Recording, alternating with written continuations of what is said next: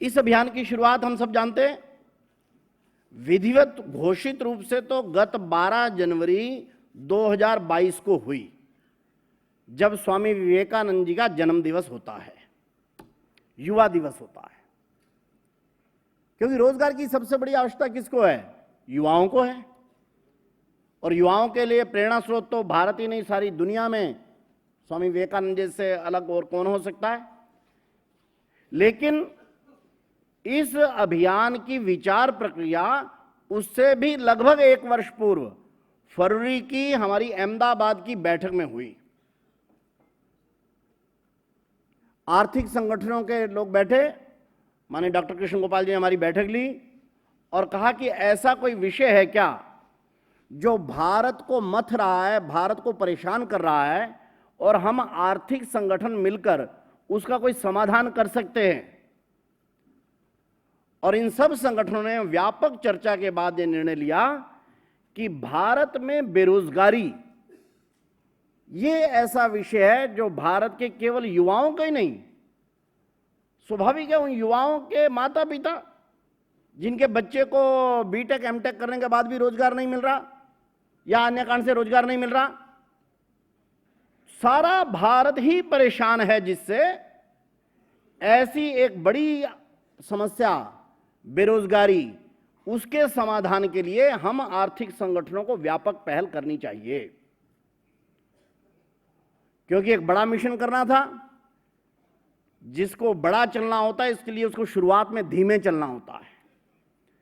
छोटी दौड़ के लिए तुरंत फास्ट करते हैं, लेकिन जब 5 मील की या 10 मील की लंबी दौड़ होती है, मैराथन जो होती है, उसकी शुरुआत धीरे से करते हैं।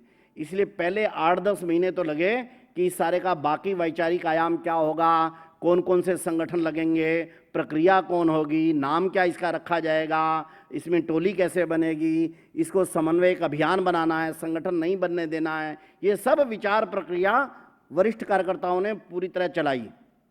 अक्टूबर में बड़ी बैठक हुई, अंत तो गत्वा सारे निर्णय हुए छोटी छोटी बैठकों में, और अंत तो गत्वा ये अभियान का स्वरूप निकल कर आया। आज इस समय पर विचार परिवार के 18 संगठन इसका संचालन कर रहे हैं, और विचार परिवार के अलावा 12 बाहर के अन्य संगठन, वो बाहर के नहीं हैं हमारे ही, लेकिन अन्य संगठन हैं। ऐसे कुल मिलाकर 30 संगठन जो भारत के आर्थिक, सामाजिक और शैक्षिक क्षेत्र के हैं, इसका संचालन कर रहे हैं। अपने आप को वो कोई करना आवश्यक नहीं होता, लेकिन एक बात जरूर कह सकते हैं, पिछले 75 वर्षों में इस समय पर भारत जब अपना अमृत महोत्सव मनाने के बाद अमृत काल में प्रवेश हो रहा है, देश की इस आर्थिक समस्या को, बेरोजगारी को समाधान के लिए इतना व्यापक प्रयत्न सरकारों ने जो किए वो छोड़ो, अलग है। इतने व्यापक प्रयत्न कि इतने संगठन इतनी तन्मयता से मिलकर आपस में समन्वय बनाकर कर रहे हो, पिछले 75 वर्षों से बेरोजगारी के समाधान के लिए ऊपर इतना बड़ा प्रयत्न ये और नहीं दिखता। अभी आप देखिए, यहां पर बड़ी मात्रा में हमारे वाइस चांसलर बंधु बैठे हैं, अनेक संगठनों के ऐसे जिनके कई कई प्रांतों में बड़े काम हैं, करोड़ों रुपए के बजट चलाकर एंटरप्रेन्योरशिप पर और उस पर काम कर रहे हैं, वे सब लगे। कारण भी है, 75 वर्षों से विभिन्न राजनीतिज्ञों ने और सरकारों ने घोषणाएं बड़ी बड़ी की हैं, कुछ परिणाम भी हुए होंगे। देश ने अमृत काल में प्रवेश करते समय आर्थिक अपनी प्रक्रिया को जरूर सुधारा होगा। जो भारत 1950-51 में जब हमने अपनी यात्रा शुरू की थी, उस समय पर कहीं पर भी गिनती में नहीं दिखता था, आज विश्व की 5वीं बड़ी अर्थव्यवस्था बना है, ये सच है। इलिटरेसी रेट, अनपढ़ता की दर हमारी 16-17% थी, आज 90% से अधिक की हमारी साक्षरता दर हो गई है, ये ठीक है। प्रति व्यक्ति आय, ये हम कहां से लेकर आज $2000 से ऊपर जा रहे हैं, ये सच है। लेकिन ये भी सच है कि भारत इस समय पर बेरोजगारी की सबसे भीषण मार झेल रहा है। तो स्वाभाविक रूप से इसके समाधान के लिए कोई एक व्यापक प्रयत्न होने चाहिए। जब हम गरीबी का हिसाब तब देखते हैं, इस समय पर 8.23% की और हमारी क्या नाम दर है, जो कि भयावह है। लगभग 4 करोड़ इस समय पर हमारे लेबर फोर्स लगभग 52-53 करोड़ के आसपास होगी, उसका लगभग 4 करोड़ इस समय पर एक्टिव जॉब सीकर है। और हर महीने, क्योंकि हमारी डेमोग्राफी, हमारी आबादी का प्रकार ऐसा है कि हर महीने 9 लाख युवा जॉब मार्केट में आ रहा है। इतना बड़ा साइज है, और 4 करोड़ एक्टिव जॉब सीकर के साथ क्या कोई देश दुनिया का नेतृत्व करने की सोच सकता है? हम G20 का नेतृत्व कर रहे हैं इस समय पर, इस वर्ष में, यह सच है। लेकिन यह भी सच है कि G20 देशों में सबसे अधिक बेरोजगारी की दर से भी हम ही भुगत रहे हैं। जितने सर्वेक्षण आ रहे हैं, सामान्य कराए जाने वाले सर्वेक्षणों से लेकर अभी अभी इंडिया टुडे का जो लेटेस्ट सर्वेक्षण आया, उसने भारत की 5 बड़ी समस्याओं को रखा: महंगाई, पर्यावरण, बेरोजगारी, भ्रष्टाचार, असमानता, ये ऐसे रखे, और पूछा कि सबसे बड़ी समस्या और चुनौती आप किसको मानते हो? 1,40,000 लोगों का सर्वे देश भर का है, और वो कह रहा है भारत की सबसे बड़ी चुनौती और सबसे बड़ी समस्या बेरोजगारी है।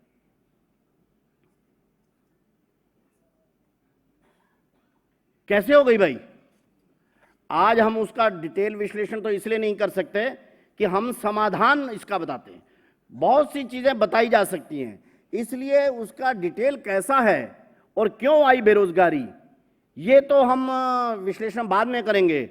लेकिन एक बात पक्की है कि पिछले 75 वर्षों में क्या गड़बड़ी है, उसको जरूर झांकना है।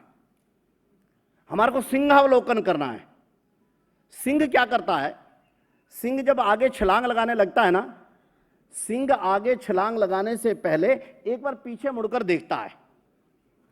सिंह के इस पीछे मुड़कर देखने की प्रक्रिया को और आगे छलांग लगाने की उसकी इच्छा को सिंहावलोकन कहते हैं, कि एक बार पीछे मुड़कर देखते हैं। तो एक बार जरा निगाह मारेंगे केवल पिछले 75 वर्षों में क्या किया। 75 वर्षों की अलग अलग प्रांतीय और केंद्रीय सरकारों ने क्या किया, राजनीतिक दलों ने क्या किया, उनको दोष नहीं देते हम, क्योंकि उन्होंने नहीं किया ऐसा तो नहीं कह सकते। लेकिन यह भी सच है कि हमारा समाधान तो नहीं हुआ है। एक गलत पैराडाइम उसने इस देश के अंदर इस बेरोजगारी की समस्या को पैदा किया है। दृष्टिकोण ही ऐसा गलत हुआ। क्या दृष्टिकोण है? प्रथम प्रधानमंत्री से लेकर बाकी तक करते आए क्या?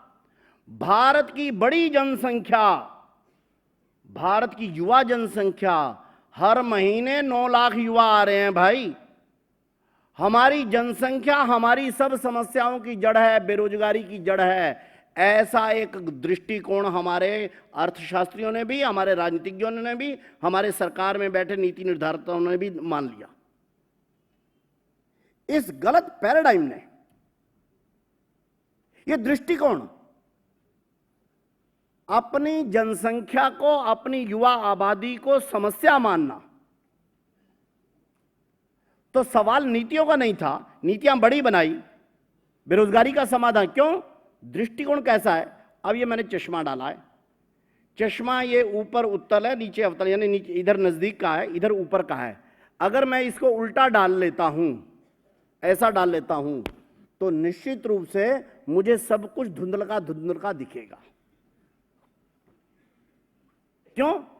मैं समझ रहा हूं कि ये सब धुंधले हैं, असल में मेरा दृष्टिकोण ही धुंधला है। पंजाबी में कहते हैं रब तैथों दूर नहीं, तेरा भी कसूर नहीं, वेखण वाली अख जड़ी ओदे विच नूर नहीं।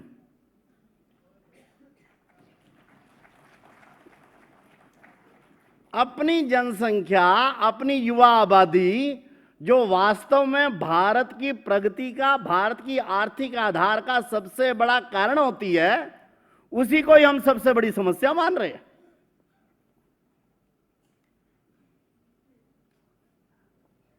और बड़ी आबादी ये वो है, ये एक दृष्टिकोण। दूसरा एक गलत नैरेटिव। वो नैरेटिव क्या? वो नैरेटिव वास्तव में 1000 सालों के संघर्ष के कारण से, विशेषकर पिछले 200-300 वर्षों में अंग्रेजों के काल के कारण से एक गलत नैरेटिव सेट हुआ। क्या? रोजगार की गलत परिभाषा। रोजगार की गलत परिभाषा सारा देश इस समय क्या मानता है? हम लोग तो जब नीति आयोग में जाते हैं, जब सरकारों से मिलते हैं, जब बड़े अर्थशास्त्रियों से मिलते हैं, वो रोजगार की एक परिभाषा मानते हैं कि जॉब से ही रोजगार होता है। रोजगार यानी नौकरी, और नौकरी यानी सामान्यतः सरकारी नौकरी, और सरकारी नहीं मिली तो बड़ी प्राइवेट कंपनियों की नौकरी। इस दूसरे गलत दृष्टिकोण ने, रोजगार की गलत परिभाषा ने हमारे को सबसे अधिक बेरोजगार किया है। और तीसरी बात भी है कि हमारे को रोजगार देना केवल सरकारों का काम है। बाकी के आर्थिक, सामाजिक, शैक्षिक संगठन, ये तो हमारा काम नहीं, सरकारों का काम है। सरकारें जैसे चलती हैं आप लोग जानते हैं। इसलिए जब हम बेरोजगारी के इसमें जब चिंतन मंथन करने बैठे और स्वावलंबी भारत अभियान की प्रक्रियाएं तय करने लगे, तब हमने पीछे का ये सारा हिसाब किताब देखा, और इसीलिए हमने कहा कि इस चश्मे को सीधा कर दीजिए, इसको ठीक कर दीजिए, इस देश की बेरोजगारी दूर होते देर नहीं लगेगी।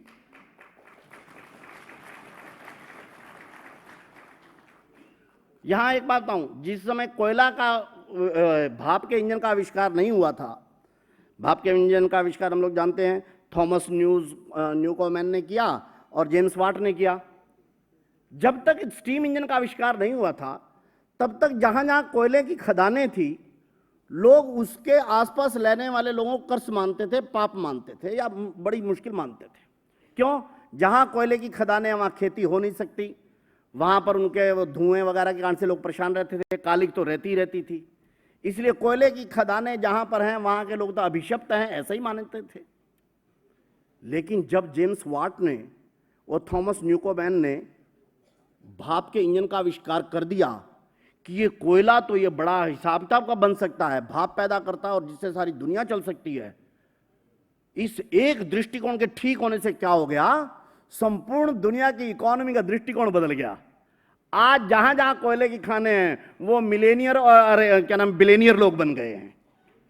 क्यों?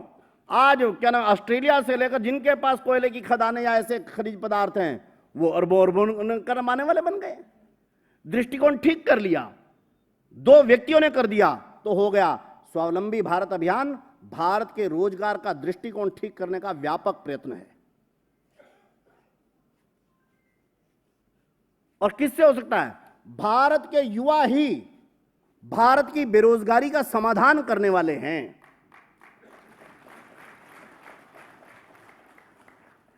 पेनिसिलिन का इंजेक्शन आविष्कार किया अलेक्जेंडर फ्लेमिंग ने। गंदे नाले की इकाई से पेनिसिलिन का आविष्कार किया। हम इन भारत के 37 करोड़ बेरोजगारों से ही भारत की आर्थिक समृद्धि के द्वार खोलने वाले हैं। इसलिए अभी अभी हमारी जो पुस्तक लिखी, हमारे यहाँ प्रदीप जी और उनकी पत्नी यहाँ बैठे होंगे, वो उसका नाम ही हमने रखा इग्नाइटिंग 37 करोड़ ग्रोथ इंजन्स। हम अपने युवा शक्ति को भारत की आर्थिक शक्ति का ग्रोथ इंजन मानते हैं। इसलिए इन युवाओं को क्या पढ़ाना? तो हमने कहा चतुष्पंक्ति मार्ग है, विकेंद्रीकरण, स्वदेशी, उद्यमिता और सहकारिता। ये चतुष्पंक्ति मार्ग ही भारत को पूर्ण रोजगार के अपने लक्ष्य को प्राप्त करा देगा। इसलिए विकेंद्रीकरण का प्रतीक हमने रखा जिला। और इसलिए जब रोजगार सृजन केंद्र बनाने की बात आई, तो हमने कहा जिला रोजगार सृजन केंद्र सबको बनाने हैं।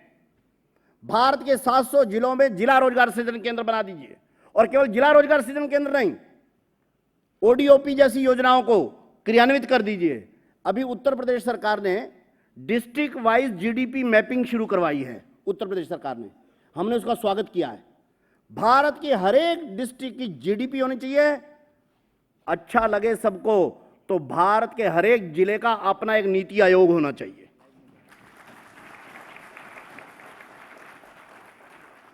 उस जिले की प्रकृति क्या है, संसाधन क्या है, डेमोग्राफी क्या है, इंस्टीट्यूशंस क्या हैं, कैसे हमारे को करना है, उस जिले में ही विचार करके भारत की बेरोजगारी और भारत की आर्थिक समृद्धि के कम होने का सबसे बड़ा कारण है सेंट्रलाइजेशन। इसलिए विकेंद्रीकरण चाहिए। दीनदयाल जी ने कहा इसलिए स्वदेशी चाहिए। और उद्यमिता तो आज के युवाओं का पहला मंत्र होना चाहिए, एंटरप्रेन्योरशिप। जिस समय हम 33-34% का सारे विश्व का उत्पाद निकलते थे, क्या नौकरियों के बल पर निकालते थे? क्या जॉब्स के बल पर? नो। भारत हमेशा से उद्यमियों का देश रहा है। ग्राम क्या नाम है वो नहीं केंद्रित हम अर्थव्यवस्था नहीं रहे, हम कृषि प्रधान देश नहीं रहे ना, कृषि आधारित उद्योग प्रधान देश रहे हैं। इसलिए एंटरप्रेन्योरशिप को इस देश का नया नैरेटिव, इस देश के युवाओं के जीने की राह, इस देश के युवाओं को रोजगार का राजमार्ग है उद्यमिता, उद्यमिता, उद्यमिता। और चौथा है सहकारिता। इसलिए हम लोगों ने उसी के आधार पर प्रयोग किए हैं। जिला रोजगार सृजन केंद्र ये हमने सब जगह पर बनाए हैं। उसकी संरचना की है संरक्षक, मार्गदर्शक, केंद्र प्रमुख और पूर्णकालिक। उसके साथ 7 युवाओं की टीम 11 प्लस 200 डिजिटल वॉलंटियर उसके साथ रखें एक जिला रोजगार सृजन केंद्र में। ऐसे 11 जमा 200 वॉलंटियर, ये 211 की टीम को कहा कि आप अपने आप इस जिले के युवाओं की रोजगार की बेरोजगारी की समस्या का समाधान करिए। कोई कहता है आप ऊपर से दीजिए, उनकी मॉनिटरिंग करिए। मैंने कहा हमारे को मॉनिटरिंग करने की आवश्यकता नहीं, हमारे को कोई विषय देने की आवश्यकता नहीं। एक बार अपने युवाओं को कहो, अरे बच्चों, अरे युवाओं, ये रहा तुम्हारा जिला, ये रही तुम्हारी टीम, उस टीम के साथ वॉलंटियर, अब तुम जानो और तुम्हारा जिला जाने, बस हमारे को तो इस जिले को पूर्ण रोजगार युक्त करके दिखाओ, आप देखिए कर देंगे। अपने युवाओं पर विश्वास रखिए। हमको अपने पर विश्वास है। हम समाधान नहीं दे सकते उनका, हमारे पास सॉल्यूशन नहीं है देश की 140 करोड़ आबादी को रोजगार देने का, नो। लेकिन उस जिले के इस 11 प्लस 200 लोगों के पास समाधान है। आप उनके ऊपर विश्वास रखिए, वो देश की 75 साल की इस बीमारी का समाधान कर देंगे। इसलिए हमने इसकी शुरुआत, आज की इस कार्यशाला की शुरुआत युवाओं के उससे की है। ये इस सत्र का नाम हमने युवा उद्यमिता सम्मेलन रखा है। उसके साथ इन युवाओं पर विश्वास करें तो निश्चित रूप से हम इस देश को सर्वोच्च व्यवस्था, आर्थिक व्यवस्था में बनाने में निश्चित रूप से कामयाब होंगे।